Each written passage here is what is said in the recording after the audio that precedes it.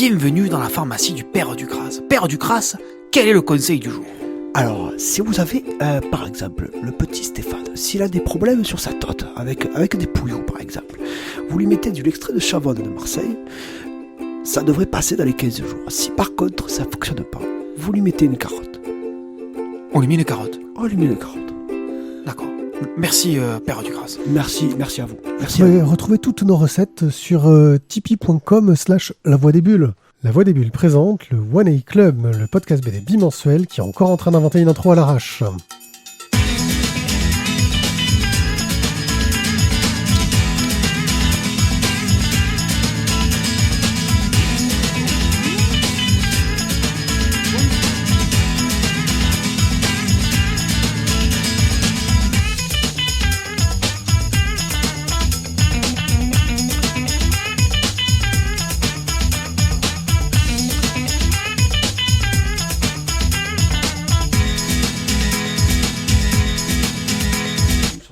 Coucou les gens, bienvenue au One A Club, l'émission qui vous parle de bande dessinée. Ça ne parle pas de conseil du soleil? Non, on ne parle pas de conseil du soleil, on est comme ça. Non, on va vraiment vous parler de bande dessinée. Je suis One A Pied pour BD du soleil alors. Pour m'accompagner, j'ai Tizak qui me coupe la parole pour dire des conneries comme à son habitude. Tu fais ça si bien. Ouais, je le fais. C'est pour ça qu'on t'aime. Tizak le soleil. Tizak le soleil. Laissez. Oui, s'il vous plaît, laissez entrer le soleil. Tizak le soleil. Et laissez. celui qui tente de faire du Julien Clerc alors qu'il pourrait plutôt tenter du Nick Cave, c'est Thio. Bonsoir. Voilà. Non, oui, c'est Bernard Cave. Et nous allons donc faire une émission, tout ce qu'il y a de plus classique, mais avec des bandes dessinées exceptionnelles. Bien vendre le produit. Laissez-moi finir. On vous fait toujours pareil, mais ça fonctionne. Ah non, ça c'est un métier. Hein, Thio va nous faire une superbe rubrique online où il va nous parler de crowdfunding. Crowdfunding. Et aussi d'autres choses. Et aussi d'autres choses. Ah merde. Ouais. Il y a d'autres choses. Aujourd'hui, il y a d'autres choses. Les gars, stop. L'accent, c'est fini, on arrête. Ah non, moi, jusqu'à la fin de la journée. Il y a Sourdo de Marseille qui vient de sortir sur Netflix. Faut qu'on s'entraîne à faire des accents pourris. Je veux dire, à un moment donné, faut qu'on soit au niveau. En chronique, nous allons vous parler de la recherche de Peter Pan, de Il s'appelait Petit Roux, du triomphe de Zorglum, de Black Science numéro 1, de Puta Madre, les tomes 1-6 parce qu'on l'a eu derrière. Excusez-moi, petite question. On dit Zorglub ou Zorglub? Moi je dis Zorglub, mais après... Mais depuis ce soir en fait. Ok. Non mais faut juste, voilà, on place le truc, c'est tout. Et j'ai pas vu le film, je sais pas comment il prononce. Et des petits Mais hommes, tome 2 de l'intégrale. Tome 2. Voilà. Et un petit express, on parlera du tome 6 d'Igai aussi vite que possible. En express donc. Voilà. Je crois qu'on peut démarrer parce qu'en fait, comme à chaque fois qu'on enregistre après une splash, hein, parce que pour rien vous cacher, bah, il est tard. Donc, on y va. Online. On y va donc pour le crowdfunding. Eh ben non, parce qu'on va de suite commencer par parler de nos amis de À l'ombre des bulles. À l'ombre des bulles, donc, est une association qui fait venir des auteurs sur différentes dédicaces et ils les font venir aussi sur le festival des Calanques et des Bulles. Bien évidemment, quand ils font venir des auteurs, c'est des auteurs de comics, forcément. Des fois, ils tapent dans de l'européen, donc espagnol, italien, turc, mais là... ils travaillent pour l'industrie américaine, bien évidemment. Mais là, cette année, ils ont fait venir du très très très très lourd. Je suis au fait de tout ce qu'il va y avoir. Je ne peux pas tout révéler. J'ai eu des trucs. Juste, je vais révéler quand même le dernier, parce que ça, c'est officiel. Phil Noto, qui sera donc présent au Calanques et des Bulles. Qui fait des superbes couvertures. Et forcément ils ont quand même c'est une association, donc ils les font venir, on va dire, un peu à leurs frais avec l'argent qu'ils ont récupéré, et ils ont fait une petite cagnotte Litchi pour les aider. Voilà, un petit don, ça fait donc 5€. Avec 5€, l'avantage c'est que eux, ça leur permet un peu de financer justement l'hébergement de ces auteurs et tout un tas d'autres choses aussi. Mais vous, auditeurs et contributeurs, ça vous permettra de participer au tirage qui vous permettra de gagner un free sketch réalisé par les auteurs directement sur le festival, le jour du festival. Et ils le font vraiment, puisqu'on y assiste en direct et on a déjà assisté à plusieurs reprises. Et j'ai déjà gagné. Et Mathieu a même déjà gagné ça. Alors, moi j'ai senti quand même qu'il y avait un petit problème de confinement. Oh, si, quand même. Non, à un moment donné, il faut dire les choses, monsieur, on ne peut pas se cacher. Bon, en tout cas, voilà. petite participation pour eux. N'hésitez pas sur la cagnotte Litchi. Et si vous mettez plus de 30 euros? Si vous mettez plus de 30 euros... Là, ça devient sexuel? Non, pas du tout. C'est que là, du coup, tu gagnes beaucoup plus. Tu gagnes, il me semble, une dédicace... Tu as un des tirages spéciaux qui font 2 dessins que les auteurs ont fait pour À l'ombre des bulles, que tu peux choisir parmi ce qu'ils ont disponible. Donc, c'est des tirages qui sont exclusifs et avec des dessins exclusifs que seul À l'ombre des bulles peut vous proposer. Et il y a pas mal d'auteurs de La mort qui déchire. On en a déjà acheté quelques-uns parce que nous, on est comme ça. Et gagné aussi. Enfin bon, bref. On les a vus, ils sont très jolis. Ils sont très jolis. Donc là, juste pour vous citer les auteurs qui ont déjà fait venir cette année et qui sont déjà officiels. Donc il y a Ramon Bach, Julien Hugo Narbert et Phil Noto. Voilà. Et les autres, il faudra que tu nous dises en off parce qu'en fait, moi, je les sais pas. Ouais. Et moi, j'ai discuté. Et moi, je serai pas là. Et tu bisques. Je serai à Philadelphie. Tu iras voir d'autres auteurs. Non, j'irai voir La Cloche de la Liberté. Aucun intérêt. Putain, ça fait pas rêver. C'est Liberty Bell. Ok, pour continuer, donc là, on va arriver sur le financement participatif. T'as vu comme je t'ai... voilà, comme ça. C'est un gros doigt visuel. C'est ça. Alors donc sur Chien bleu, chien gris, donc c'est chez Ulule. Donc c'est la mise en bande dessinée donc d'un carnet d'un poilu qui a été retrouvé sur un champ de bataille. C'est un travail qui est fait par un père et un fils. Il y en a un qui est en France, l'autre qui est en Irlande. Et en fait, donc voilà, ils sont en train d'écrire ça au fur et à mesure. Pour 15 euros, vous pouvez avoir le PDF. Pour 25 euros, vous avez la bande dessinée. Pour 35 euros, vous avez la BD dédicacée. Et pour 50 euros, vous serez même invité au lancement qui, je pense, se déroulera aux alentours de Rennes. C'est un projet qui a l'air très sympa. Très joli. J'ai beaucoup kiffé le graphisme, clairement. Après, voilà, c'est certain vraiment dans la veine de 14-18. Et là, c'est les dernières commémorations cette année. Mais voilà, graphiquement, j'ai trouvé ça très chouette. Du coup, ils expliquent un petit peu comment ils ont trouvé le carnet. Voilà. Même si vous ne faites pas le crowdfunding, juste pour l'explication un petit peu de la démarche, c'est très intéressant d'aller voir leur Ulule. Alors, un deuxième Ulule, c'est une bio de Lovecraft qui va être éditée. Donc là, c'est pour avoir le tirage de tête qui va être en 18-27. C'est une bande dessinée donc, qui fait la biographie de Lovecraft, qui est donc une petite centaine de pages. Pour 20 euros, vous avez le bouquin. Pour 35 euros, vous avez le bouquin de Lovecraft, plus la bio dessinée de Philippe Cadic. Et puis c'est des auteurs qui ont bossé là-dessus, on a déjà parlé. Voilà. C'est un petit bonus, parce que là, c'est vraiment le tirage de tête, donc vraiment belle édition. Voilà. Ça doit douiller, non ? Ben écoute, c'était pas si cher que ça, quoi. J'ai été assez étonné, mais ça a l'air d'être une belle qualité. En plus, là, il commence à y avoir... Le projet a déjà été financé, donc il commence à y avoir de plus en plus de trucs qui se rajoutent. Franchement, le bon plan, les gars, moi je dis. Pour faire un cadeau ou à quelqu'un qui est vraiment fan de Lovecraft ou de Cadic. Je crois qu'il y a un intégral. Alors si vous voulez, là je n'ai pas pu en parler parce que Lictator m'a dit que c'était pas du tout de la bande dessinée, mais sur Ulule, il y a en ce moment. On l'emmerde une intégrale de Lovecraft qui est en train d'être faite par des gars et franchement. Nouvelle traduction, une production de ouf de qualité. Je crois que c'est 60 € pour avoir l'intégrale. Mais ça déchire sa maman, quoi. Ça a l'air de trop beau. Voilà. Bon, je dis ça, je dis rien, les gars. Bon, mon anniversaire, c'est en décembre, mais bon, après, vous pouvez quand même commencer déjà à y penser. Alors après, on va parler d'autre chose que du crowdfunding, d'autre chose que de festival de Décalanque et des Bulles. Je voulais juste parler on est un petit peu à côté, on va dire, de ce qu'on fait d'habitude, de Ant Édition, qui est donc une maison d'édition qui essaye d'être un petit peu différente de ce qui se passe, on va dire, dans le milieu de l'édition actuellement. Donc eux, ils sont montés, ils sont en train d'essayer de faire des financements qui sont faits différemment, c'est-à-dire qu'ils vont essayer de rémunérer les auteurs à la page et non plus au forfait. C'est donc sur la prévente, je ne sais plus le nom exact. C'est quoi le nom exact ? L'avance sur droit. L'avance sur droit. Donc là, ils vont essayer de rémunérer donc les auteurs à chaque planche créée et du coup de leur verser des droits d'auteur dès le premier exemplaire de bande dessinée vendu.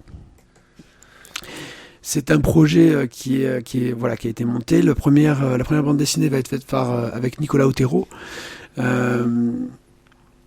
Je sais pas si ça va fonctionner, si ça va pas fonctionner. En tout cas, je trouve que le principe d'essayer de changer l'édition, changer le modèle économique est peut-être intéressant. Après, visiblement, donc là, moi je disais l'article sur Baudoeil, Il y a des retours positifs des auteurs, il y a des retours très négatifs des auteurs.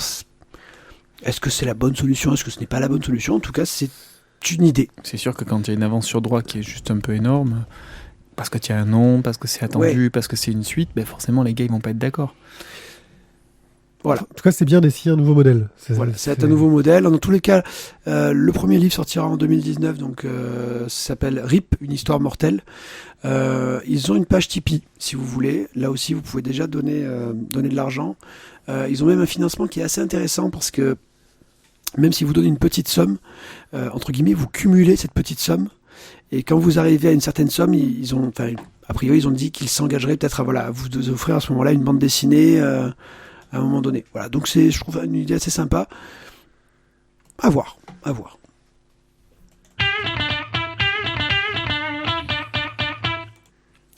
On va parler de la recherche de Peter Pan, de Bernard Cauzet, qui est au scénario, au dessin, à la couleur, aux frites et aux saucisses. Oui, bon, écoute, c'était pour dire qu'il faisait tout. Oui, au Donc, chocolat. c'était pour dire qu'il faisait tout. Ouais, c'était un peu belge. Au chocolat et à l'emmental, c'est en vie, mais enfin pas au gruyère. Au gruyère, pas les mentales, s'il te plaît. Pas aux frites, quoi. Pas en Suisse. Ok, bon, bah les Suisses n'auront pas de frites, tant pis. Ouais. Donc on va suivre un écrivain anglais qui cherche l'inspiration dans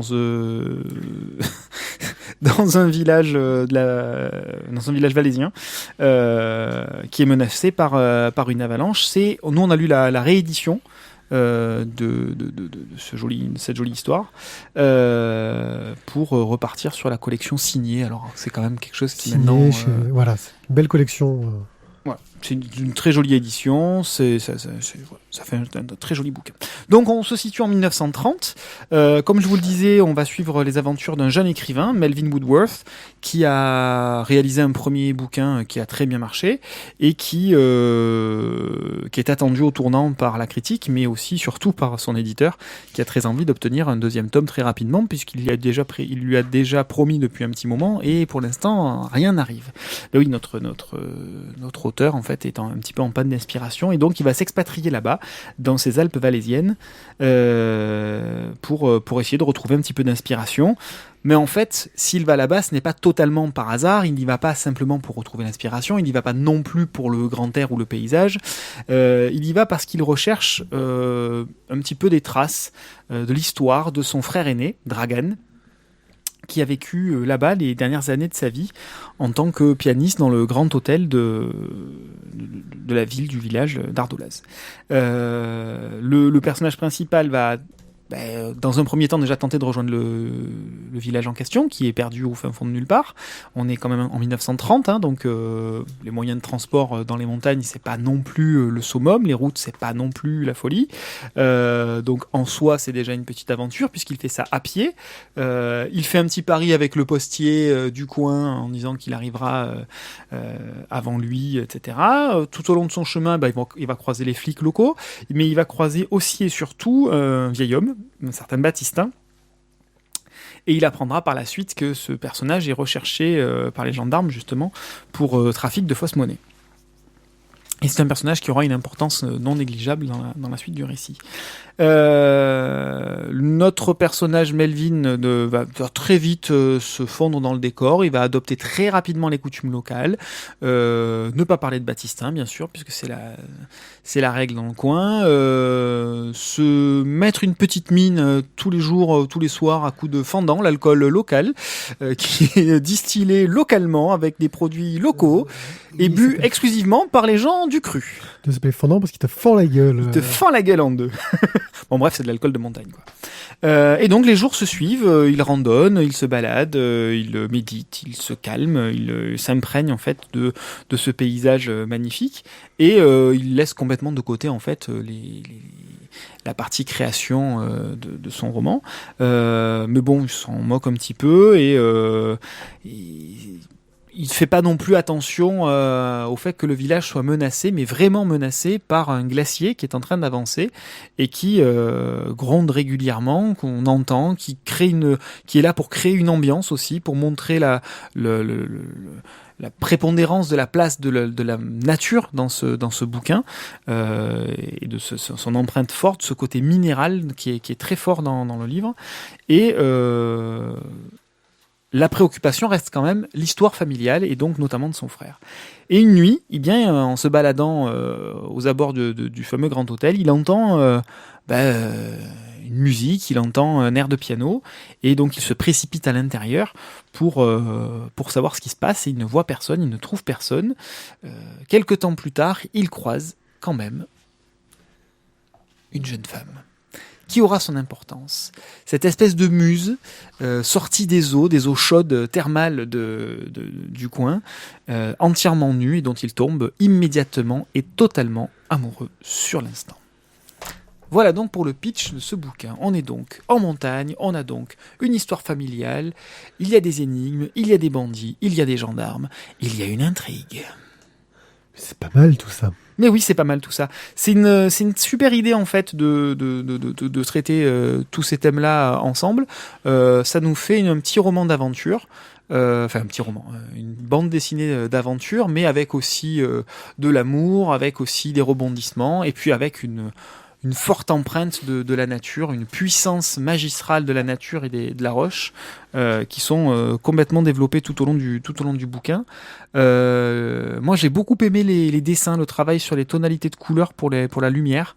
On alterne vraiment avec, je vais dire, du blanc et noir en couleur.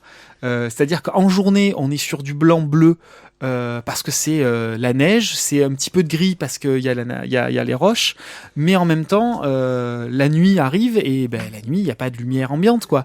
Donc on est dans le chalet, au coin du feu, et on a cette ambiance un peu jaune, ocre, rougeâtre, mais plutôt dans les ocres.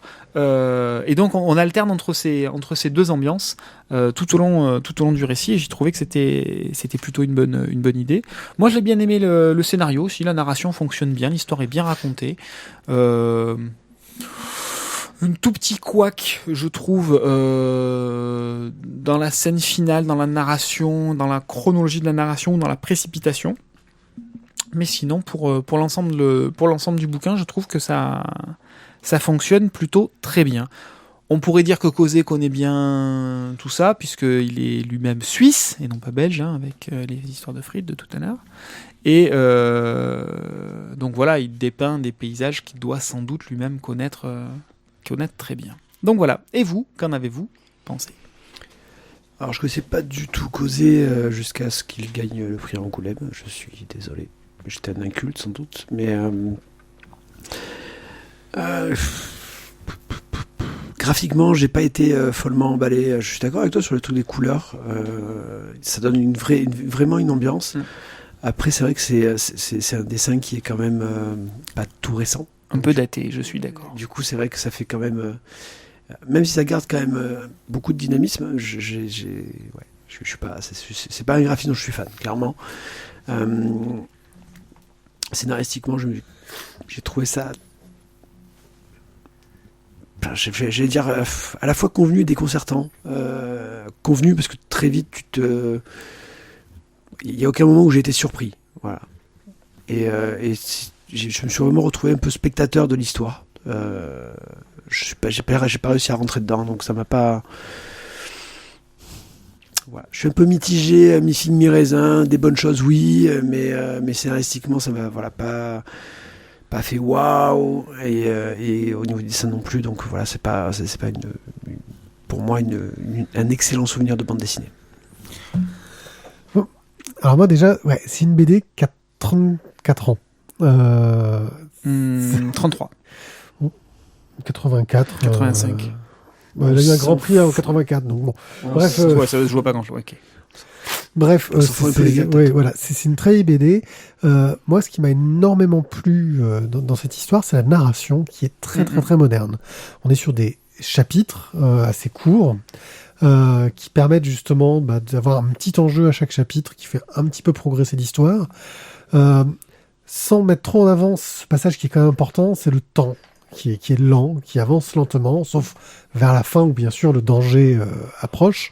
C'est cette nature qui est très prenante, mais surtout, voilà, cette mise en scène et cette mise en page où il va pouvoir ne pas utiliser le gaufrier classique pour éclater des cases, pour les faire prendre toute une hauteur, pour insister sur la hauteur de la montagne.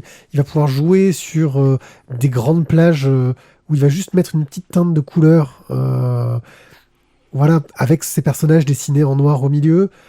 Moi, j'ai trouvé, que tu disais que le dessin était daté, et moi, j'ai pas trouvé, justement. Je trouve que c'est très, très moderne, ça a très bien vieilli, et c'est très moderne dans le trait.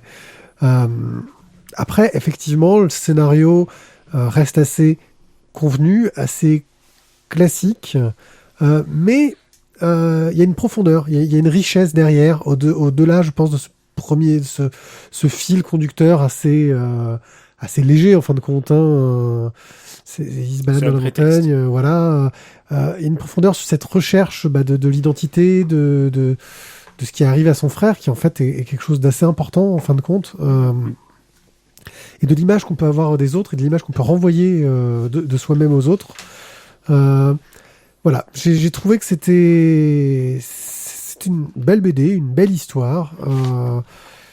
Qui a sans doute bien mérité ses prix à l'époque. Elle en a eu une chier, quoi.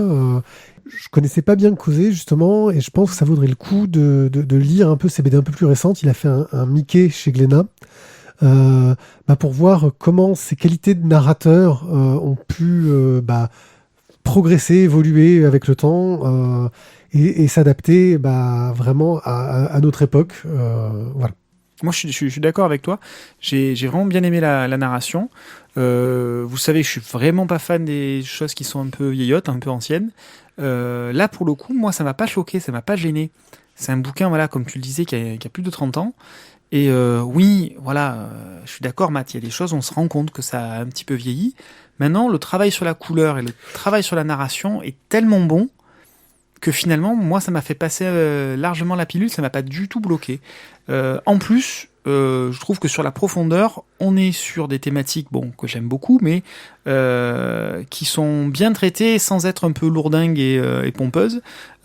Finalement, notre personnage principal, il est en quête de lui-même. Le petit vieux, il est sur la rédemption. La jeune fille, elle est sur trouver sa place avec quelqu'un d'autre, parce que pour l'instant, c'est une espèce de muse perdue dans un espèce de jardin d'Éden au fin fond des montagnes. Mais elle n'a pas trouvé sa place, elle sait pas quoi faire de sa vie. Voilà, et puis il y a aussi être en vérité, être dans la vérité, être face à soi-même, supprimer les mensonges, parce que finalement, lui en tant qu'auteur, il a l'impression d'être dans le mensonge permanent. Pour ceux qui liront le bouquin, vous verrez que l'histoire familiale est elle aussi empreinte de beaucoup de mensonges et de peur de déception. Et c'est tout ça qui s'entremêle dans la réflexion sur soi-même, sur comment je gère la pression familiale, comment je gère l'éventuelle déception de la famille, comment j'arrive à me réaliser et à être en accord avec moi-même.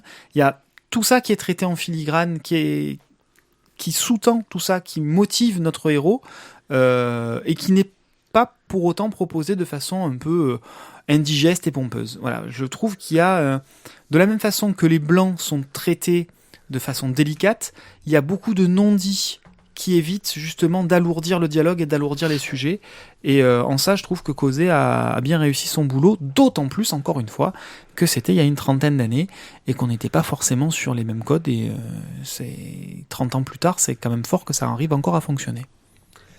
Donc, À la recherche de Peter Pan, c'est quand même un classique dans la collection signée au Lombard par Causé. Il s'appelait Petit Roux. Oui, vous avez bien entendu, oui. Petit Roux, une bande dessinée scénarisée par Yves Sante. Yves Sante, ça m'a fait très peur, je l'avoue. Et dessinée par Martin Véron. Yves Sante, vous connaissez peut-être, il avait repris Torgal à un moment et aussi Black et Mortimer. Donc le gars qui est un peu spécialisé dans la reprise de vieux héros et en général...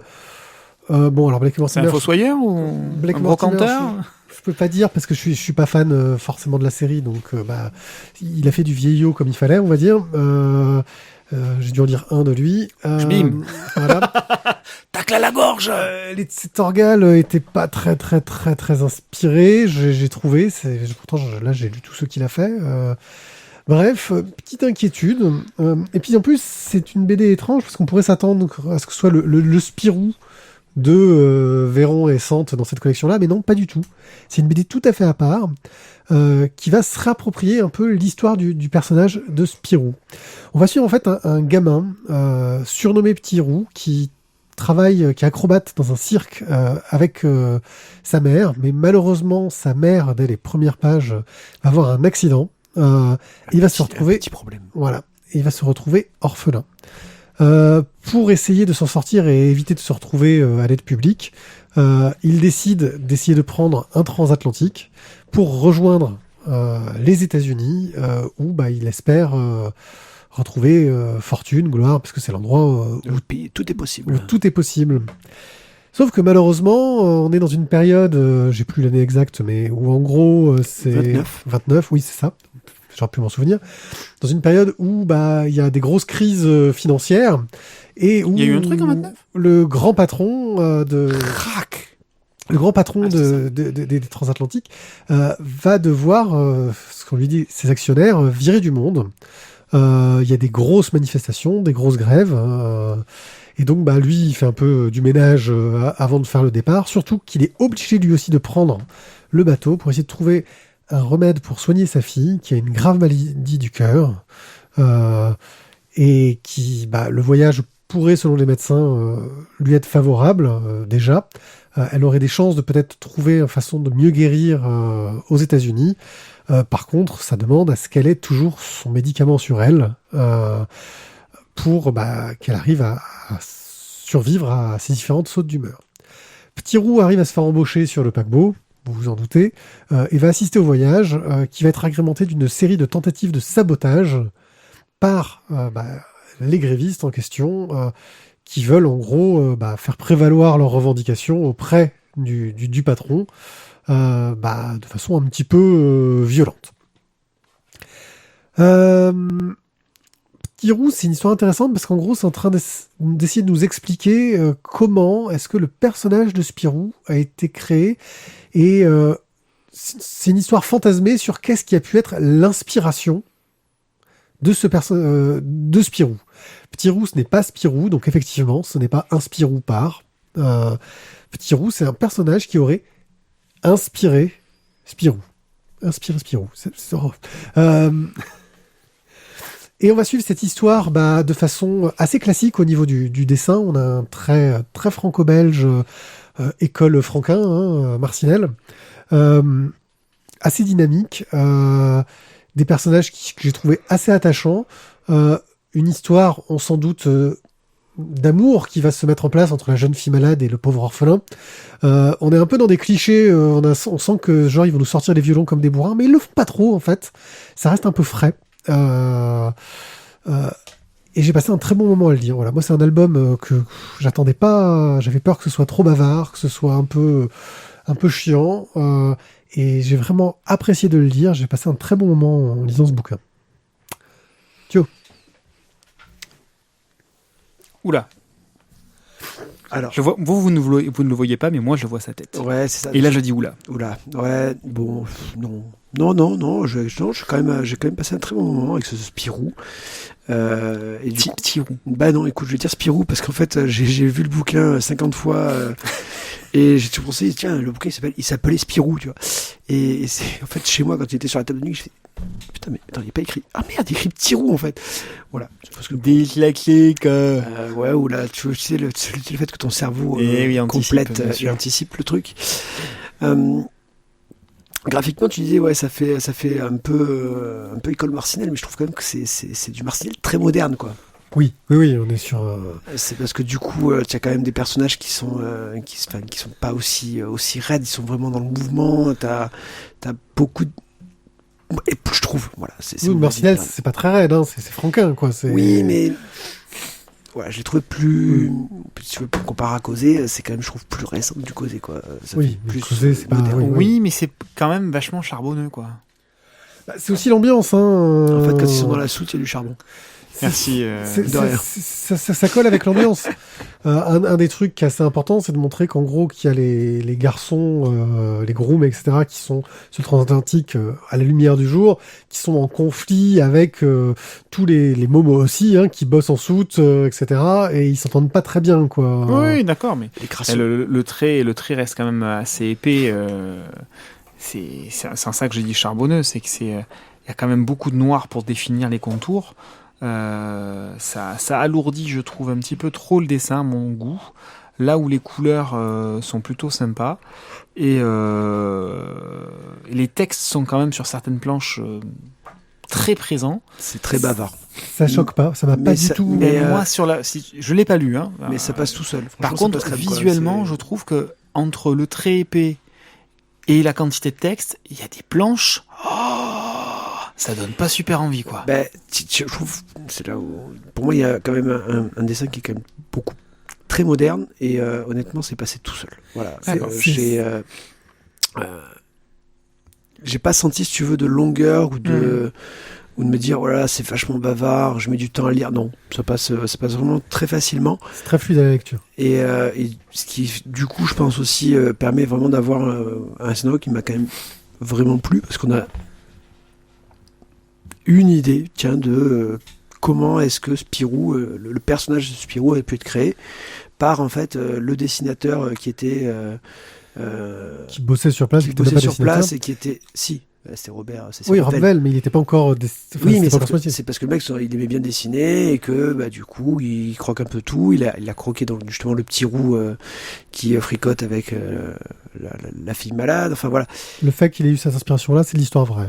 Hein. Et du coup, on a toute l'histoire de petit roux qui devient le Spirou, quoi. Bah, voilà. C'est très sympa. En plus, je trouve que le petit pitch de départ de l'oncle machin qui te raconte l'histoire, Paul, oui. l'oncle machin qui te raconte l'histoire au coin du feu pour tous les petits de la maison le soir de Noël, très chouette. Et qui permet aussi de faire des ellipses très bien amenées, je trouve, d'un point de vue scénaristique. Parce qu'en gros, c'est l'oncle qui raconte aux enfants, et de temps en temps, l'oncle, il fait des ellipses. Nous, on devine ce qui se passe dans ces ellipses. Et l'oncle Paul, faut savoir, c'était une figure du journal de Spirou. Hein.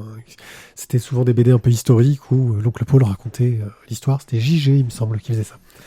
Voilà, moi j'ai trouvé que c'était un très bon album. Pas de là à lui mettre un coup de cœur, j'ai bien aimé. Thio ? Ah non. Non, voilà, nous sommes d'accord. Donc, il s'appelait Petit Roux de Martin Véron et Yves Sante. Je ferai juste une toute petite remarque sur la couverture qui est absolument géniale. Oui. Moi j'ai adoré la couve. Oui, c'est très dynamique. Et moi, la remarque, comme quoi les origines de Petit Roux font penser à celles de Robin. Ça m'a choqué quand je l'ai lu. On va rester dans le Petit Roux. Avec donc le triomphe de Zorglub. Zorglub.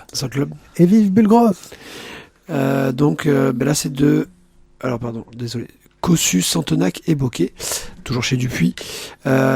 Ceci n'est pas tout à fait la BD du film Les Aventures de Spirou et Fantasio au cinéma le 21 février 2018. Et bim dans ton cul. Alors, bon. Donc c'est pas Spirou d'après, c'est une aventure de Spirou. Je sais pas, hors série, on est dans leur série série. HS, ouais, voilà, on est étrange. Chier. Commercial ? Pardon, je l'ai dit ? Pardon. Ah non, mais tout à fait commercial. Tout à fait commercial, je pense. C'est entendu. Donc on va commencer l'histoire avec Fantasio qui est en train d'essayer de passer, qui passe un casting en fait pour jouer le rôle de Fantasio dans le film Spirou et Fantasio. Ben oui, parce que Spirou et Fantasio, comme c'est des reporters, ils sont tellement célèbres qu'on va faire un film qui justement donc adapte leurs aventures. Bah, le problème c'est que ils ont vieilli, ils ne sont plus aussi jeunes qu'avant. Fantasio, un petit peu de calvitie, il a un peu de bide, il s'est laissé aller quoi. Spirou, lui c'est pareil quoi, hein, il a toujours... Ah non, en fait lui c'est toujours pareil. Lui il a toujours sa gueule d'ado quoi. Ça n'a pas changé par contre. Et ils vont essayer justement de voir un peu comment se passe ce film et puis surtout de voir qu'est-ce qu'on dit d'eux dans ce film. Bon là ils découvrent que finalement ils ont des caractères totalement à chier dans le film et là c'est pas possible. voilà, ils deviennent des gens exécrables dans le film, ils se disent non, il faut qu'on y aille. Donc ils vont sur le tournage et là ils vont rencontrer donc le producteur, acteur principal qui joue le rôle donc de Zorglub. Et bon, je raconte plus ou je m'arrête là, tu penses? Bah, tu peux dire qu'il commence à se passer des choses étranges sur le tournage. Oui, ils sont à deux doigts de mourir à chaque fois, mais bon, en même temps pour Spirou et Fantasio c'est du classique. Voilà, faut pas non plus... Bon, forcément, le triomphe de Zorglub, on se dit, il va y avoir le triomphe de Zorglub. Vu qu'il est producteur de film, si le film fonctionne, il va enfin gagner quelque chose. C'est comme ça qu'il va conquérir le monde. Alors, je vais faire ça court. Graphiquement, j'ai trouvé ça très sympa. Le trait est vraiment ultra dynamique, c'est hyper péchu. Au niveau du scénario, j'ai trouvé ça vachement agréable de faire vieillir Fantasio, qui devient toujours le vieux grincheux, de toute façon ce qu'il était déjà avant. Mais là, on lui donne d'autres raisons de l'être. Les personnages ont un petit peu changé, Sécotine aussi. On est quand même, voilà, c'est sympa. C'est sympa. Entre Tom et Jean-Ry et Machine qui rêve. Mais Oui. Mais par contre, au niveau du scénario, j'ai pas du tout été emballé, quoi. Je sais pas. Est-ce que c'est trop léger ou c'est mal géré? Est-ce que c'est la couve qui m'en a trop dit? Est-ce que tu sais déjà tout avant que ça commence? Alors, l'intrigue, le final, le machin chose, je crois qu'en fait, on s'en fout. Moi, alors, ce que tu dis sur le dessin, je suis tout à fait d'accord. Sur le scénario, moi, j'ai surtout l'impression qu'en gros, il y a une sorte de conscience de ce que va être le film dans ce scénario, qui m'a un peu fait halluciner. C'est-à-dire qu'en gros, t'as Spirou et Fantasio qui apprend qu'on va faire une adaptation d'eux en film et qui se disent ça va être de la merde, on va aller voir comment ça se passe. Et quand ils regardent, ils font oh là là, c'est quand même pas terrible. Et c'est bourré d'autocritique sur les adaptations. Et j'ai fait mais c'est presque un peu...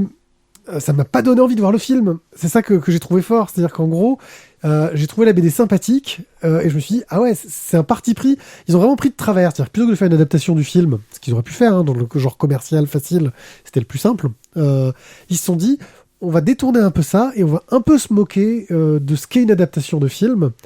Et j'ai trouvé ça plutôt malin, plutôt bien amené, avec des bonnes trouvailles scénaristiques. Alors après, effectivement, ce qui m'a plu, c'est cet exercice d'autocritique de Dupuis sur l'adaptation de ces personnages, entre guillemets. C'est-à-dire que l'éditeur a accepté ce scénario, qui parfois est pas très très gentil, quoi, sur ce que peut être le film. Et j'ai trouvé ça plutôt malin, plutôt bien amené, en tout cas pour un produit qu'on qualifierait vraiment de produit purement commercial pour coller à la sortie du film, etc. J'ai été vraiment emballé. Alors effectivement, les enjeux sont pas des plus importants et des plus intéressants. On devine vite fait ce qu'il en est, mais j'ai trouvé ça plutôt... voilà, c'est le fond, moi, qui m'a beaucoup plu. Est-ce que tu arrives à rester objectif face à Spirou? Ah oui, je peux, rassure-toi, tu sais, j'ai dit beaucoup de mal de Daredevil il y a pas longtemps, c'est un peu la même chose. Oui, mais là, tu t'es obligé. Voilà. Donc, je dis pas que c'est une excellente BD, je veux dire, tu peux la zapper totalement. Je trouve juste que l'exercice scénaristique, je veux dire, dans la collection de Spirou, elle a aucun intérêt, cette BD. Je trouve que l'exercice scénaristique de l'adaptation que tu sors commercialement à ce moment-là. Oui, la critique de l'adaptation. Qui prend totalement à revers ce que va faire une adaptation normale. Parce qu'en général, une adaptation normale, c'est facile. Tu prends le scénario du film, tu mets un dessinateur qui dessine vite et pas forcément, qui va pas forcément s'appliquer. Tu le vois dans beaucoup d'adaptations de films américains. Et tu en vends des palanquets parce que tu sais que tu vas pouvoir le mettre facilement en avant parce que y a le film qui sort. Basta. Que t'en vendes une palette ou deux ou 25, de toute façon, elle t'a pas coûté très cher. Voilà. Non, là, j'ai trouvé que c'était un exercice scénaristique assez osé. Et j'ai trouvé ça culotté de Dupuis de se permettre de sortir un scénario sur ce thème-là, en fait. Voilà.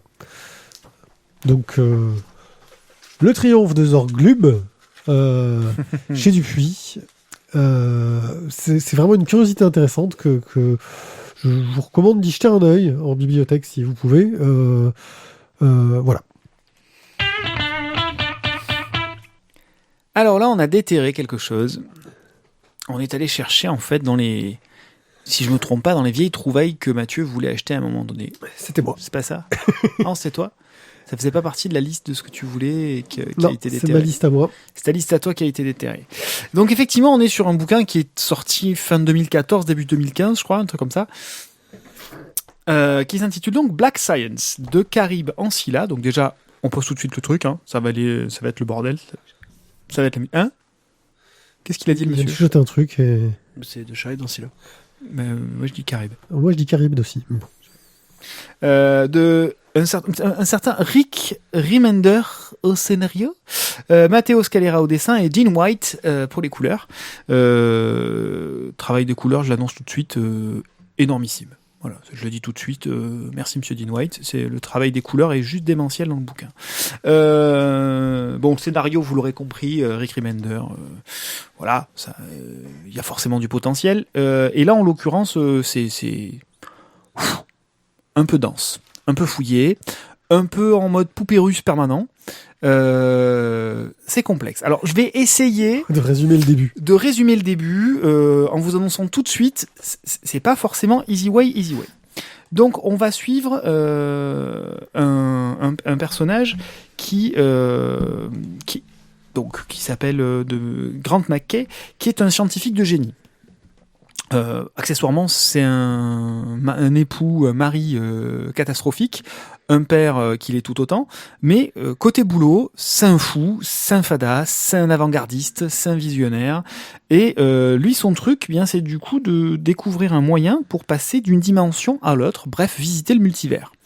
Il mène des expériences, et puis, à un moment donné, il faut passer à la phase pratique, hein, il faut y aller, et hop, on tente, et en fait ça merde. Au départ il veut faire ça, comment ça, qu'est-ce qu'il dit le monsieur? C'est pas il tente, ça fonctionne.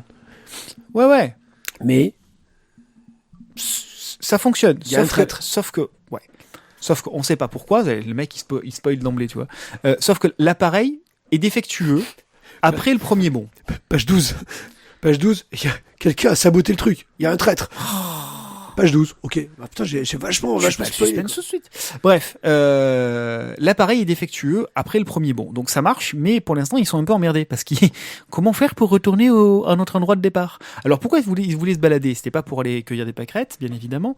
Ils voulaient aller visiter donc les univers parallèles pour récupérer des ressources, pour récupérer de la technologie, récupérer des inventions. Mais tout ça, non pas à des fins commerciales basiques initialement, mais vraiment pour améliorer les conditions de vie des contemporains. Donc, c'est louable, c'est joli, c'est beau, ça part d'une profondeur d'âme. Pas forcément énorme. l'objectif des financeurs. Hein. Ça, c'est pour le scientifique, c'est pour Grant McKay. Je vais quand même juste mettre un petit doute. Il est en train d'expliquer que, grosso modo, pour que son monde vive, il a créé une machine qui lui permettra d'aller dans d'autres mondes, prendre ce qu'il veut, pour le ramener chez lui. Pour aller piller les autres mondes. Grosso modo, en fait, on va piller d'autres mondes, d'autres réalités, pour faire survivre la mienne. Je suis pas sûr que c'est vraiment de la grandeur d'âme, mais bon. Moi, c'est pas comme ça que je l'ai vu. C'est plutôt c'est plutôt l'équipe qui. C'est notre mec de droite aussi, ça lui semble tout à fait. Quel con. Non, c'est justement les financeurs qui sont à côté, qui viennent et qui, eux, bizarrement, ne viennent pas dans la même optique et ne sont pas équipés de la même façon. Bref. Eh oui. Oui, enfin. Donc, bref, la machine ne fonctionne plus, donc ça va un petit peu propulser nos protagonistes dans une course en avant, puisqu'en fait, ce n'est plus eux qui décident de quand utiliser la machine, mais c'est la machine qui se met en route un petit peu de façon aléatoire, et elle va les obliger à sauter de multivers, enfin, d'univers parallèle en univers parallèle. J'ai créé un portail vers d'autres dimensions.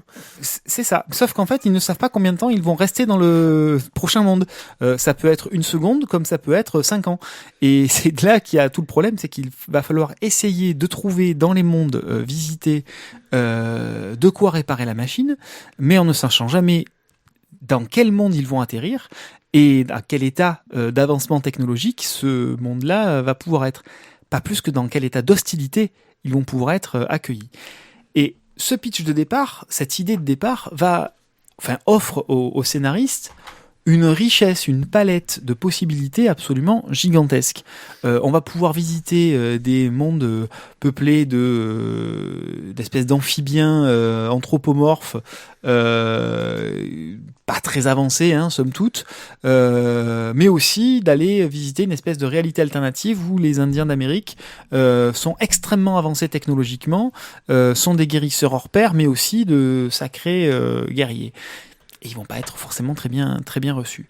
Donc voilà, on a notre pitch de départ qui est celui-là, notre postulat de départ qui est une équipe avec, comme l'a dit Mathieu, un traître à l'intérieur. Je l'annonce tout de suite, on est un peu comme dans Game of Thrones avant l'heure, c'est-à-dire que s'il faut dézinguer des membres de l'équipe, ça dézingue des membres de l'équipe. Ah ouais, il y a du... Tu te dis, les personnages, je suis pas sûr qu'ils vont vivre longtemps. Ouais, voilà, ça envoie du lourd, ça envoie du pâté. La sensation de danger est liée. C'est ça, la sensation de danger, clairement là, on sait pas qui va survivre, si toutefois il y a du monde qui va survivre jusqu'au bout de l'histoire. Ouais, mais l'avantage, c'est que tu peux aller dans d'autres réalités pour piquer le personnage qui est mort, pour le ramener, et que du coup, il te sert de nouveau. Alors ça sera peut-être potentiellement utilisé dans les tomes suivants. Car oui, vu que c'est un bouquin qui a été déterré, depuis, on en est à plusieurs tomes, on en a 6, je crois. La série est finie. La série est terminée, je crois que c'est en 6 tomes. Bref, ça c'était pour le scénario. Côté dessin, c'est un peu brouillon. Enfin, quand je dis brouillon, pardon, pas brouillon. C'est un peu trop riche. C'est un peu trop fourni. À certains moments. Il y a des fois, tu sais pas où tu dois regarder. En fait. C'est ça. Et du coup, de temps en temps, ça manque un peu de lisibilité pour savoir ce qu'il faut aller farfouiller, ce qu'il faut aller voir. Et il m'est arrivé à plusieurs reprises de revenir en arrière pour comprendre ce qui s'était passé. Et effectivement, putain, en arrière-plan, il y avait 2 personnages qui étaient en train de traficoter dans leur coin. C'est ultra riche, c'est ultra farfouillé, mais effectivement, parfois, ça manque du coup de lisibilité. Les couleurs, c'est péchu, c'est vif, c'est ultra travaillé. Voilà, moi j'ai... Ah ouais, non mais voilà, il y a des scènes qui sont absolument terribles, quoi. Absolument terribles. Il y a un jeu sur les lumières, sur les ombres. Voilà, c'est très bon. Très péchu, ça galope quand même pas mal. Même si finalement les personnages restent dans un périmètre relativement resserré autour de la machine. Parce que bien sûr, il faut la protéger, Puis il faudrait pas qu'elle reparte sans eux. Faudrait pas qu'elle reparte sans eux. Donc, même si on est dans un périmètre de dessin et d'action relativement resserré autour de la machine, ça galope quand même dans tous les sens. Voilà, par exemple, travail sur les cadrages, sur les perspectives. Et puis, alors du coup, vu qu'on visite des mondes différents, sur un seul bouquin, on a une palanquée de personnages, une palanquée de décors, d'événements technologiques, d'éléments technologiques différents. Enfin, c'est ultra riche, et ça, ce n'est que le premier tome. Moi, j'ai trouvé qu'il y avait parce que tu parlais des décors, etc. Il y a une inventivité folle, en fait, sur les situations, en plus, les personnages ont très peu de temps à chaque fois pour essayer de comprendre comment marche l'endroit où ils sont arrivés. Il y a vraiment une inventivité folle dans les différents univers. Un des derniers qui voit avec des sortes de singes bizarres, etc., où on croit comprendre quelque chose et on se rend compte qu'en fait on n'avait pas compris. C'est un peu facile scénaristiquement vu qu'on n'a pas les éléments et qu'ils nous les amènent au fur et à mesure pour créer la surprise, mais ça marche super bien, on est pris dedans, ça va à 100 à l'heure. Il se permet parfois des points de ralentissement, parce que quand il fait des flashbacks pour nous raconter un peu ce qui s'était passé avant, pour qu'on découvre un peu les objectifs des personnages qui sont pas très très clairs forcément au départ. Et ce que tu disais, oui, c'est fouillis, ça va à 100 à l'heure, il se passe toujours un truc dans le fond du décor, parce que de toute façon, on n'a pas le temps de s'arrêter, donc le personnage, il faut qu'il ait commencé son action dans la scène d'avant. Dans la même case, il y en a plusieurs informations, quoi. Voilà. Ça colle très très bien avec le thème pour le moment. Je sais pas si les autres albums sont aussi rythmés dessus, parce qu'il se passe un nombre de choses là-dedans, mais c'est fou. Il y a plein d'idées, il y a plein de coups de suspense entre les blessés et les morts, où on fait ah merde, je m'y attendais pas du tout. En fait, t'as même pas le temps de t'y attendre. C'est surtout ça. Plus les retournements de situation avec les versions parallèles des univers parallèles, machin chose. Je sais pas ce que vaut la série en entier. Moi, je m'étais intéressé à la série parce qu'on m'en avait dit le plus grand bien. J'ai bien aimé ce que j'avais lu d'autres de Rick Remender. On a lu Last Day of American Crime et Law. Et Law, pour le coup, je trouve, est vraiment dans la même veine. Voilà. Donc en plus soft quand même. Ouais, ça va moins vite. mais... Ça va moins vite. Alors, au niveau du dessin, par contre, il a quand même une sorte d'amour d'un dessin, je dirais, voilà, justement, où il y a un peu chargé. Ouais. il y a beaucoup de choses à regarder, quoi. C'est ce qui quand même lui À plaît. moi, Law, c'est même quelque chose qui m'a même déplu dans le bouquin. C'est Greg Tocchini, je crois, qui est au dessin. Et qui a un côté, je trouve, un peu... c'est vivant, quoi. Il y a quelque chose... Voilà, Bah là, les personnages, ils ont des têtes un peu élastiques, un peu caricaturales, mais qui... Oui, mais il y a un truc, voilà, qui te touche, voilà, qui me fait quelque chose. Je sais pas quoi, mais ça me fait quelque chose. Ouais. Par contre, voilà, le souci que j'aurais, c'est tu vois, justement, ce que tu disais, ce rythme. Waouh! Moi, j'ai eu l'impression, en fait, de faire une sorte de sprint d'environ 1 km. En apnée. En apnée. C'est ça. Et là, tu fais, mais arrête, laisse-moi respirer, quoi. T'as pas le temps de te poser. Il y a peut-être, il y a un moment où il se pose, c'est quand le père perd connaissance, où tu as une sorte d'accalmie qui dure 2 pages. C'est énorme. Ouais, mais justement, j'ai peur que ce soit un rythme usant quand même. Si on a 6 tomes comme ça, ça fait un peu pim pam poum poum pim pam, ça explose de partout. Voilà, c'est peut-être un rythme un peu haletant. Maintenant, pour ce premier tome, ça fonctionne très bien. On est vraiment, voilà, comme tu dis, on s'ennuie pas 2 secondes. Il se passe plein de choses, il y a plein de réalités.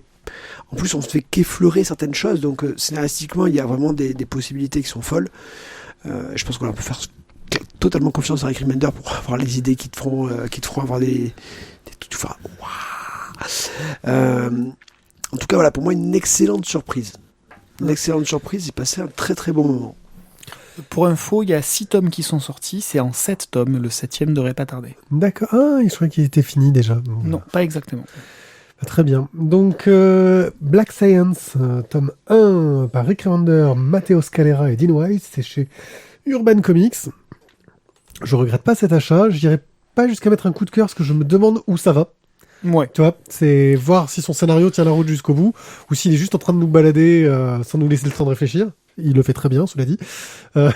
Globalement, les critiques que j'ai pu lire sur la suite sont bonnes. Un peu moins sur le tome 6 où justement ça piétine un petit peu.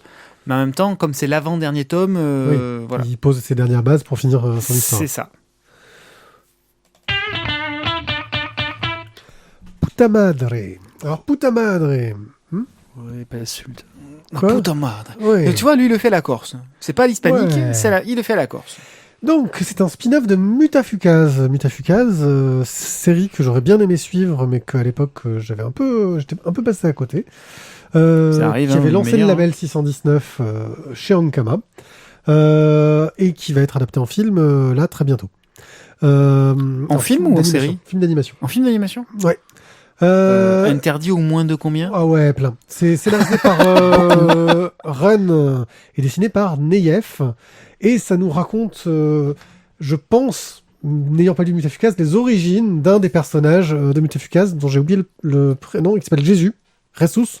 Chez Jesus. Jesus.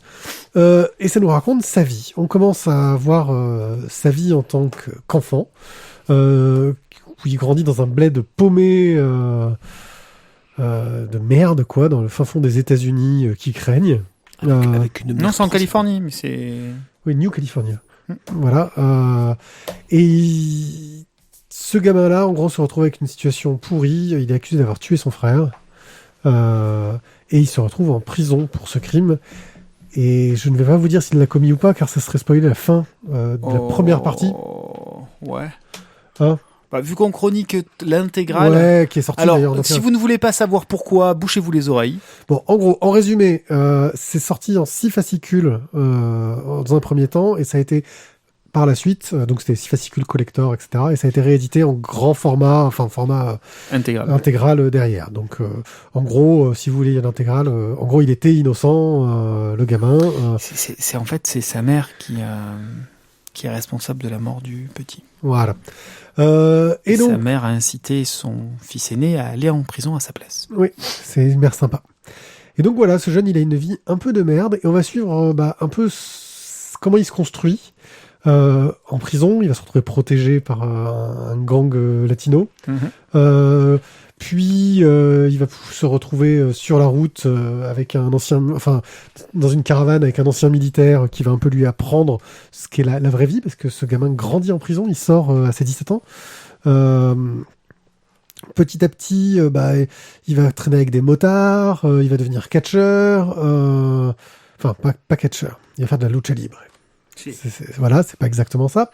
Et donc, on le voit grandir, se construire, se créer des amitiés, devenir plus ou moins violent, très violent, parce qu'il vit dans un monde très violent, dont il arrive à se protéger longtemps, je trouve, dans la série, avant de devenir lui-même très violent. Mais il a vraiment une vie de merde et il est toujours dans des situations de merde. Il veut emmerder personne et tout lui tombe sur la gueule non-stop. Il a pas de bol, c'est un peu le running gag de il m'arrive tout le temps une tuile sur la gueule. Mais en même temps, il fait aussi des choix discutables et qui sont des choix qui sont dictés par les valeurs qui lui ont été enseignées. Valeurs dictées au démarrage par sa mère, et vu ce que je viens de vous en dire il y a 2 minutes, c'est pas la meilleure maman du monde, elle a pas eu la Palme d'Or. Puis ensuite, il a été élevé en prison, et pas dans une prison pour enfants parce que il y avait plus de place, où il avait pas été, ou non parce que la loi américaine fait que les enfants sont jugés. Non, il avait d'abord été plus ou moins protégé, mais en fait, il a été accusé.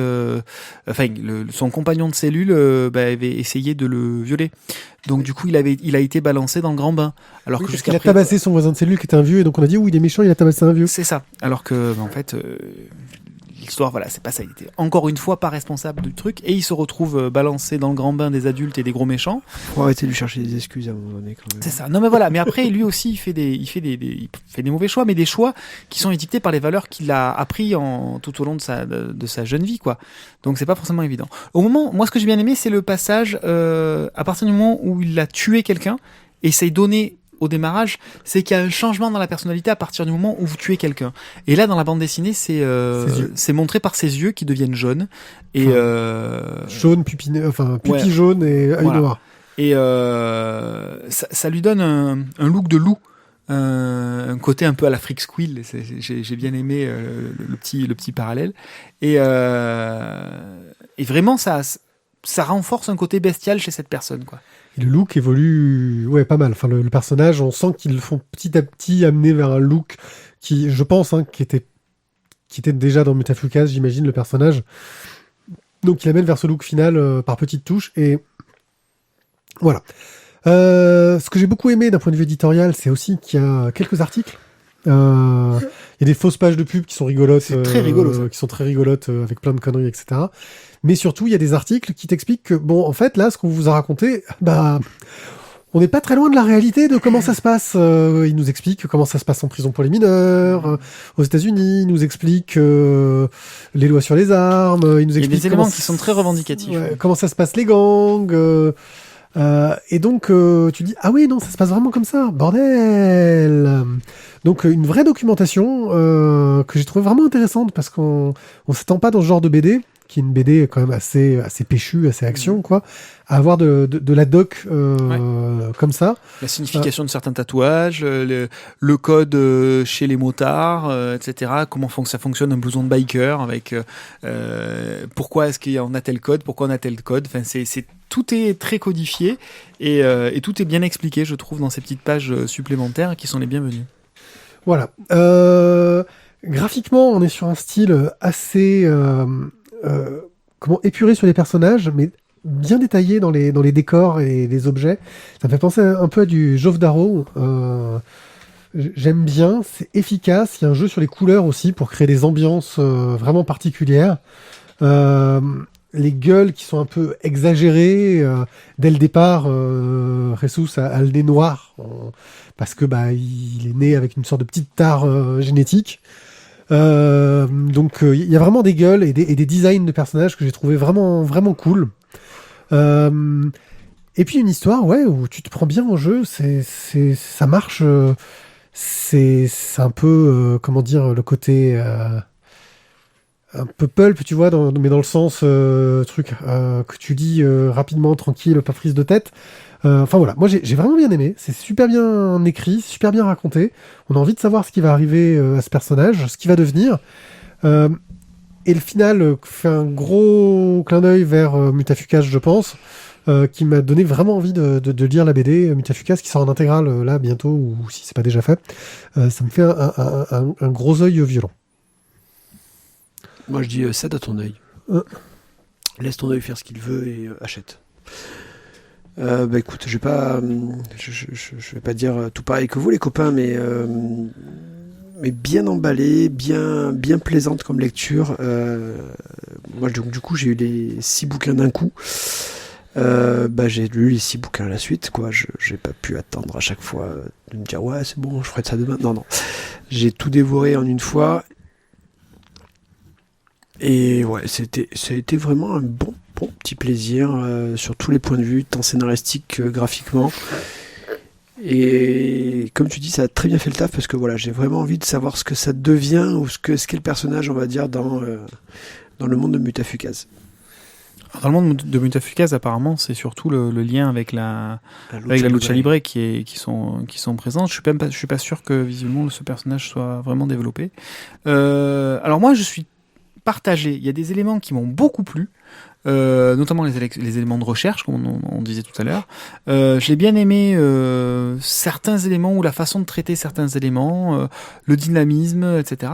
Et puis alors il y a d'autres trucs où j'ai l'impression que ça se finit en queue de poisson, qu'on intègre certains éléments, notamment Spooky, son espèce de fantôme là qu'il voit, et puis en fait on l'exploite quasiment jamais. Alors que c'était à mon sens un élément qui aurait dû être exploité dans la construction du personnage. Ça l'est peut-être dans Mutafukas, c'est ce que je me suis dit derrière. D'ailleurs, sur le dernier tome, il est légèrement exploité avec le personnage principal de Mutafukas. Voilà, c'est tout. Il y a des éléments comme ça qui m'ont posé problème. Et puis pourquoi dans le tome 6, quasiment la deuxième moitié du tome 6, est dans un style graphique radicalement différent et non dynamique. C'est le style graphique des affiches de Lucha Libre. Non, je suis d'accord, mais ça a pas de sens de le balancer comme ça sur 8 planches à la fin, quoi. Enfin, je sais pas. Si, moi j'ai trouvé que ça collait vachement bien avec ce que ça racontait à ce moment-là. Bah écoute, moi ça m'a pas choqué le changement de style. Moi ouais. Écoute. Et du coup, je suis allé chercher s'il y avait eu un changement de dessinateur, un accident, une maladie. Voilà. Ok, mais ça va, c'est bon. Donc voilà, il y a des choses que j'ai trouvées sympas. Après, sur ce que ça raconte, ça m'a franchement pas emballé. Voilà. La façon dont c'est traité, c'est bien fait. Maintenant, le contenu ne m'a pas intéressé outre mesure, hormis une fois de plus les petites fiches que j'ai trouvées très bienvenues sur les explications de trucs de droite et de gauche. Maintenant, c'est bien réalisé parce que, comme tu l'as dit, on a envie de connaître la suite malgré tout. Voilà. Donc moi j'ai eu du mal à rentrer dedans. Le premier tome j'ai galéré. Et puis après quand j'ai attaqué la suite un petit peu plus tard, j'ai carrément enchaîné les tomes. Donc effectivement je suis d'accord avec toi sur le fait que ça arrive quand même à t'attraper et à te donner envie de lire la suite. Mais sur le contenu, c'est plus sur la forme finalement que ça m'a plu que sur le fond, quoi. Ok. Donc Puta Madre par Run NAF. Chez Ankama, label 619, vous pouvez trouver ça en librairie en intégrale parce que les fascicules, je pense que ça va commencer à être dur à trouver. Les Petits Hommes intégral tome 2 de 70 à 73, toujours chez Dupuis, donc fait par Seron, entre autres, voilà. Les Petits Hommes, c'est un petit peu Madeleine de Proust avec les tuniques bleues. Bon. Ce qui est intéressant, je trouve, dans ces intégrales, c'est surtout qu'on va resituer chaque album dans le moment de l'écriture. Où on en était à ce moment-là, comment ça a été construit, avec quel scénariste, du coup que c'était édité d'abord dans le journal, et puis ensuite donc c'est passé en album entier. Tout ça, je trouve que ça donne un contexte à chaque tome qui est quand même intéressant. Alors après, je ne vais pas juger la qualité donc des histoires. Je crois qu'on a dû Attends, c'est pas le trou blanc, c'est Non, le trou blanc. Non. C'est Les petits hommes toxiques. Ouais, les petits hommes toxiques, qui est donc le premier.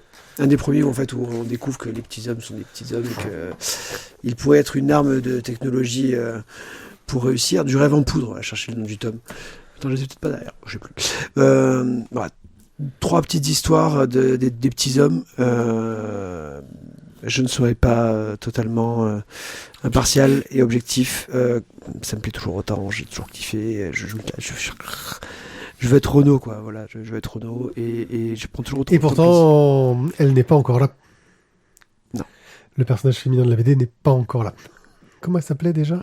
Ah, j'ai zappé. Sibylle. Oui, Sibylle, voilà.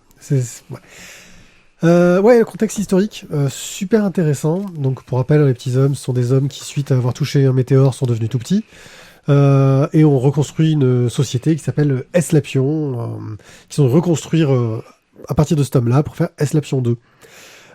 C'est intéressant au niveau justement du contexte, parce qu'en plus, ils se permettent, vu le temps, d'avoir un regard critique sur ce qui se passait dans le journal de Spirou à l'époque. Alors, très critique, parce que franchement, ils en voient quand même. Voilà, donc en gros, ils sont jamais méchants, mais ils te disent, bah lui, il aimait pas ça, alors il voulait pas que ça se passe comme ça. Et tu apprends que la série a failli s'arrêter, elle plaisait pas forcément au créateur, au patron, qui voulait forcer d'avoir un acolyte, sauf que le rédac-chef de Spirou a changé, et lui, il aimait bien la série, alors il a essayé de trouver des forcings pour faire comprendre que la série était populaire, laisser Seron se démerder tout seul, parce que le scénariste qu'on lui avait accolé de force, il trouvait que ça collait pas. Bref, tu vois, des bonnes petites guéguerres intestines, et Seron qui en gros lui faisait, d'accord, il fermait sa gueule, il faisait ce qu'on lui disait. Ça devait être un jeune auteur qui se disait, non mais c'est bien, je suis publié dans Spirou, je gagne bien ma vie, je veux pas être emmerdé. C'était à l'époque. Voilà. C'est aussi le fait que ce soit vraiment une intégrale, c'est-à-dire que toutes les histoires courtes qui sont publiées dans Spirou et qu'on retrouve pas forcément dans les albums sont présentes, et une intégrale chronologique. C'est là qu'on découvre que dans ce tome-là, il y a le tome 2 et le tome 8. Et le tome 8 est avant le tome 2. Parce qu'il est sorti dans le magazine Spirou, avant le tome 2. Pourquoi ? Parce que, au niveau des publications, comme ils avaient ressorti en magazine certains tomes, pour essayer de faire connaître la série et montrer qu'elle était populaire, ils pouvaient pas se permettre de ressortir en album ces tomes-là de suite. Et donc, il y a eu des inversions. Et donc, quand tu lis la série en format classique, c'est un bordel dans l'ordre par rapport à l'ordre chronologique. Ça a l'air assez impressionnant à ce niveau-là. Ça, c'est du coup les petits hommes toxiques qui ont été faits avant les guerriers du passé. Ouais. Alors qu'en fait, le guerrier du passé, c'est le tome 3. Et les hommes toxiques, c'est le tome 8. Voilà. C'est un joli bordel, mais bon, finalement, t'en fous. Là, parce qu'il n'y a pas d'histoire à suivre. L'intégrale, là, voilà, pour le coup, c'est l'intérêt aussi de l'intégrale. Ouais. On n'est pas encore... alors, graphiquement, on commence à trouver ses marques sur ces personnages, qui commencent à avoir vraiment leur apparence. Ils vont un peu se dynamiser, se moderniser avec le temps, mais voilà, mais on a déjà quelque chose qui fonctionne bien. On retrouve un peu de ces trouvailles graphiques qu'ils utilisent de temps en temps, mais vraiment avec parcimonie. Les bulles qui vont être dans le désordre quand les personnages sont la tête en bas, ce genre de choses-là. Parce que moi, ce qui m'avait toujours marqué dans les petits hommes, dans le souvenir que j'ai, c'est que c'était bourré d'inventivité graphique. L'album que tu vas lire dans sens calendrier, quoi. Les albums où ça tourne en cours de route, des trouvailles sur la couleur, enfin, il avait beaucoup d'idées, je trouvais, dans ce film. C'est ce que j'avais toujours adoré chez Seron. Là, on voit des prémices. J'ai été un peu plus emmerdé par le scénario de la plupart des histoires, où j'ai trouvé que d'un point de vue de la construction, je parle des grosses histoires, je trouvais que d'un point de vue de la construction, ça pêchait pas mal en fait. Alors peut-être que à l'époque ça choquait pas, mais là malheureusement tu te retrouves avec en gros les petits hommes ont une mission, ils doivent aller du point A au point B. Et en gros, au point A, t'as la situation de départ, ça prend 2 minutes. Le point B, ça prend 3 pages. Le point B, la fin, ça prend 3 pages. Et au milieu, c'est « Oh là là, il nous faut un véhicule, on va chercher de l'essence. Oh là là, on a un problème pour trouver de l'essence. » Et t'as l'impression que c'est des péripéties qui sont rajoutées un petit peu sans faire progresser l'histoire. De façon un petit peu artificielle. Du remplissage ? C'est l'impression que ça donne. Alors que c'est peut-être aussi une technique d'écriture, un manque de maturité dans l'écriture aussi, où maintenant c'est ce que tu fais aussi dans une BD, tu sais que tu vas faire 46 planches, tu vas faire du remplissage pour qu'entre la résolution et le début il se passe quelque chose, mais tu t'arranges pour que ton intrigue progresse et que chaque péripétie amène quelque chose à l'histoire. Et là, ça n'a pas été trop le cas, et ça m'a un peu déçu là-dessus. Voilà, et puis on sent aussi que Sauron s'intéresse beaucoup aux autres personnages que ces personnages principaux qui sont là, mais genre sur le Brontoxy, sur les guerriers du passé.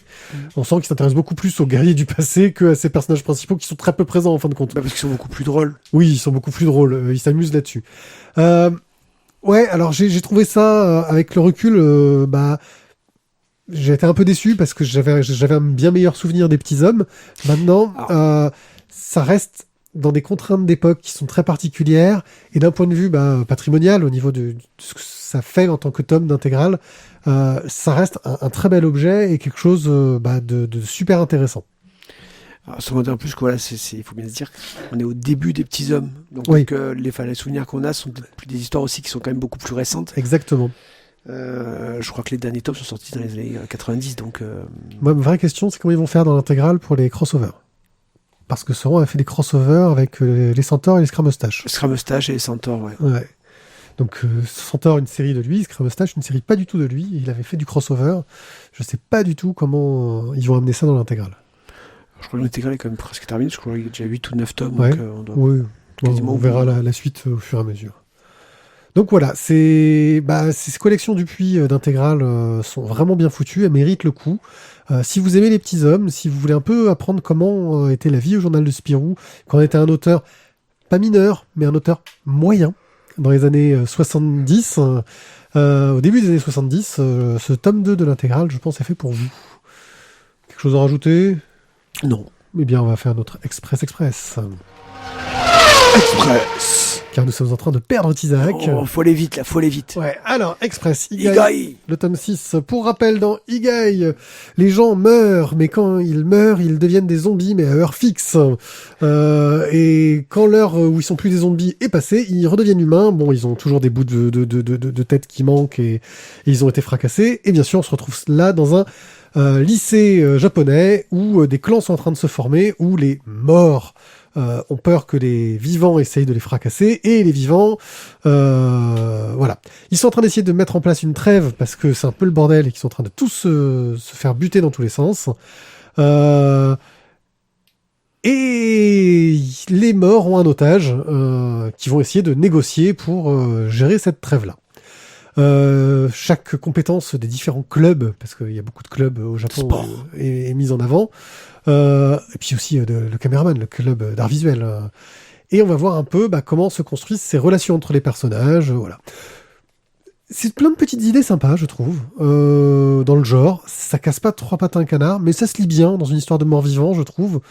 Le fait qu'en fait, il y ait des négociations entre des morts-vivants et des vivants, je trouve que ça apporte une originalité que j'avais pas vraiment vue dans de la BD sur le sujet. Graphiquement, ça tient toujours aussi la route. Les personnages sont bien représentés. C'est un réalisme à la japonaise qui marche bien. Bref, j'ai bien envie de savoir comment l'histoire va progresser, mais j'avoue que c'est pas non plus de la bombe de balle, quoi. Ouais, mais t'as quand même un petit brin de curiosité quand même. Ouais. Tu veux savoir en fait la finalité que ça aura. Ouais, je sais pas si cette série finira un jour. Autant on va attendre encore 80 tomes avant de savoir. Non, je pense que ce sera pas One Piece quand même. Ouais, voilà. Mais c'est bien trouvé. On a envie de savoir. C'est bien Tizak. C'est bien trouvé, c'est bien Tizak. C'est bien trouvé, c'est bien Tizak. Ben, on va pouvoir dire au revoir, Tizak. Au revoir. Allez, ça va. Bonne nuit, Tizak. Merci de nous avoir écoutés. N'hésitez pas à allez nous laisser des étoiles ou des commentaires positifs sur les différents réseaux qui vous permettent d'écouter notre podcast. N'hésitez pas à cliquer sur les images des bandes dessinées dans les articles sur lavoidesbulles.fr, car elles nous permettent de profiter des liens affiliés Amazon et de nous acheter des bandes dessinées pour faire des festivals par exemple, et puis aussi de nous acheter un peu de matériel. Mais si vous trouvez ça un peu trop compliqué, vous pouvez tout simplement aller sur le Tipeee de La Voix des Bulles, où vous allez pouvoir décider de nous donner un petit peu d'argent, 1 euro par émission, voire plus, et puis dire que 1 euro par émission, mais s'ils font 50 euros par émission, ça nous fait chier. Alors vous dites non mais moi je veux pas donner plus de 3 euros par mois. Vous avez le droit de le faire aussi, et puis vous pouvez abandonner à tout moment, il n'y a aucun engagement de votre part. Et nous, ça nous donne un grand coup de main, ça nous aide à acheter du matériel et à maintenir tout notre équipement en état. Merci encore à vous de nous avoir écoutés. On se retrouve très bientôt pour une nouvelle émission. Le festival des Calanques début l'approche. Et on pense que on va encore vous faire un truc de la mort qui tue. Sur ce, je vous dis à bientôt. Ciao, ciao. Bye bye. Ciao.